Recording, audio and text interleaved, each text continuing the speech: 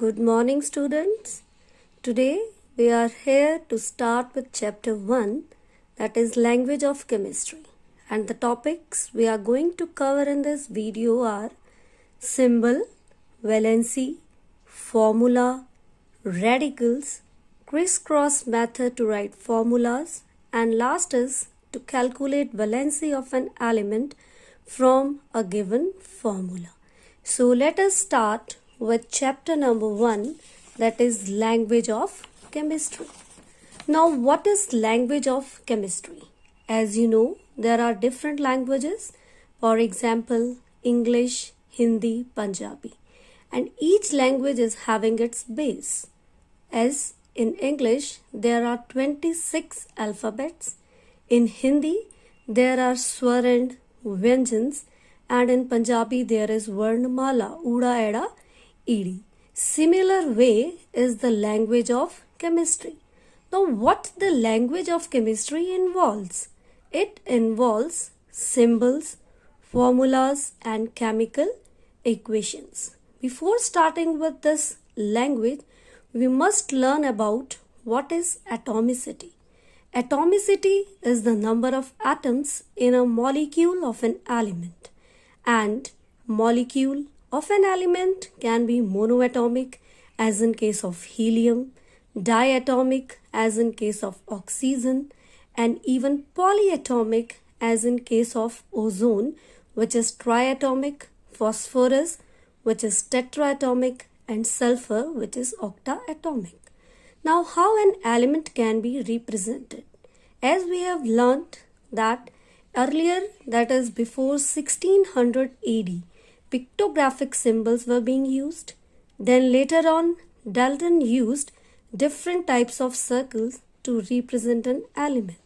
And finally, the Berzelius used the letter writing symbols. For example, initial letter of English or Latin name in some cases. For example, gold derived its symbol from its Latin name aurum and got its symbol Au.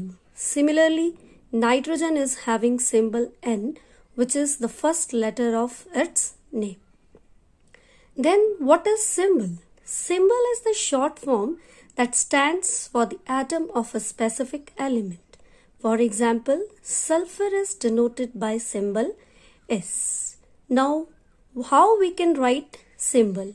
It may be the first letter of its English name, as in case of sulfur. If first letter of more than one element is same, then they are denoted by two letters. First letter being capital and the second letter being small. For example, in case of carbon, cobalt and calcium, all the three elements are starting with alphabet C. Now for carbon, the symbol assigned as C.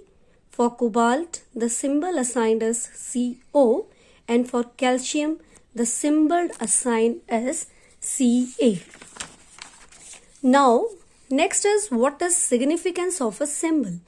A symbol represents name of the element, one atom of the element, and a definite mass of the element. Later, what is valency of an element? Valency is the measure of its combining power with other elements. It is the number of electrons that an atom can lose, gain or share during a chemical reaction. For example, sodium metal loses one electron and changes into sodium positive ion. As it is having positive one charge, so it is said to be monovalent, or its valency is said to be 1. Similarly, magnesium loses 2 electron and changes to divalent Mg, 2 positive ion. So the valency of magnesium is going to be 2. Friends, elements with 1, 2 or 3 valence electrons usually lose electron and act as metals, whereas elements with 5, 6 or 7 valence electrons usually gain electron and act as non-metals, whereas element with 4 electron in its valence shell, as in case of carbon, They may share their electron, as in the case of carbon, which is a non-metal. Silicon and germanium, they are metalloids. And in case of tin and lead, they lose electrons. Now next is the concept of variable valency. Now what is variable valency? Some elements exhibit more than one valency, so those elements are said to have variable valency. The basic reason why these elements show variable valency is that these elements lose more electron than that are present in their valence shell. That is, they lose electron from the penultimate shell. Now what is this penultimate shell? Penultimate shell is the shell inner to the last shell.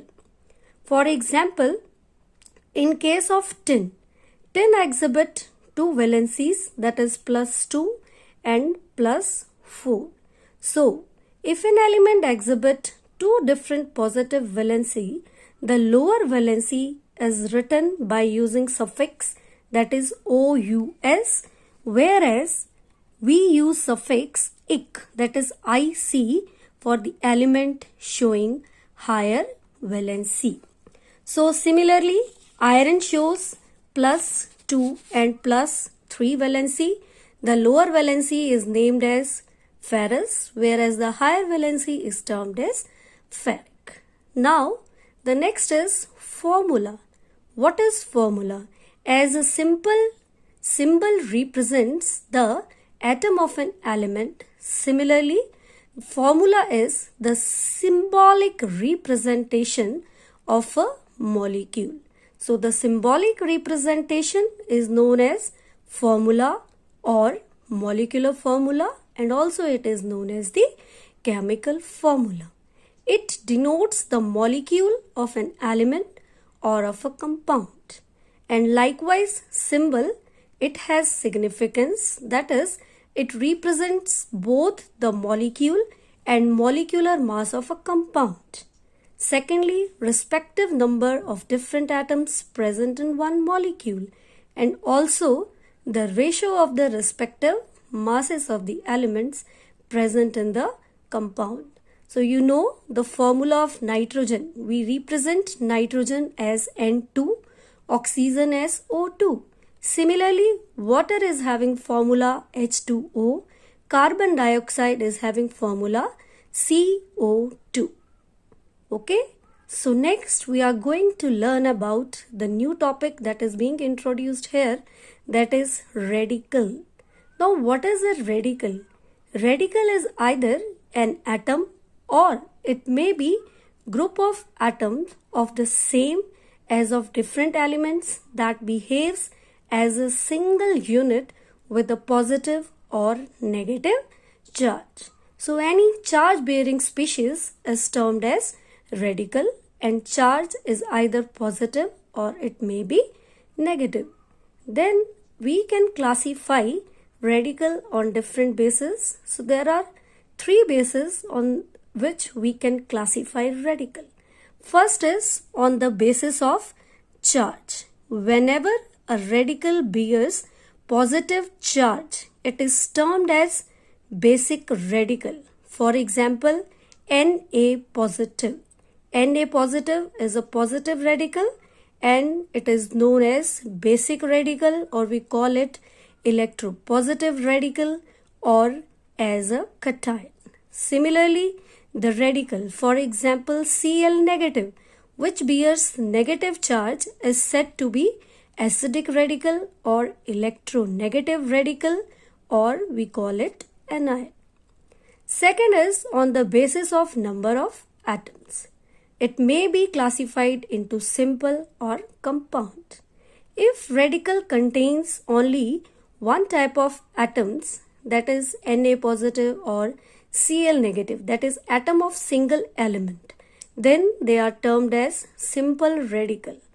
Or if it contains more than one type of elements, then it is termed as compound radical. For example, SO4 2 negative, that is sulfate ion is a compound radical as it is group of two atoms, that is sulfur and oxygen atom.